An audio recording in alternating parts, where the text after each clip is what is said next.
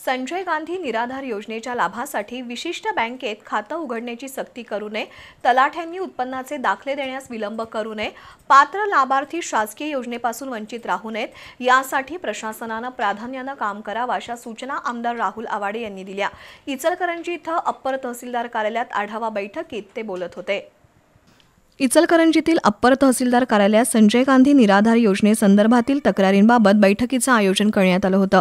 2 महिन्यांपासून तलाठ्यांकडून उत्पन्नाचे दाखले मिळत नसल्यानं पात्र लाभार्थ्यांना अर्ज करता येत नसल्याचा मुद्दा समितीच्या सदस्यांनी उपस्थित केला। त्यानंतर आमदार आवाडे यांनी तलाठ्यांची झाडाझडती घेतली। गोरगरीब लाभार्थ्यांना तिष्ठत ठेवू नका, उत्पन्नाचे दाखले देण्याचं काम तातडीनं सुरू करण्याच्या सूचना आवाडे यांनी केल्या।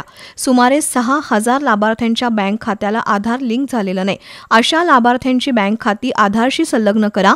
वृद्ध लाभार्थ्यांना त्रास होऊ नये यासाठी प्राधान्य द्या। विशिष्ट बँकेत खाते असण्याची सक्ती करू नये अशा सूचना आमदार आवाडे यांनी दिल्या।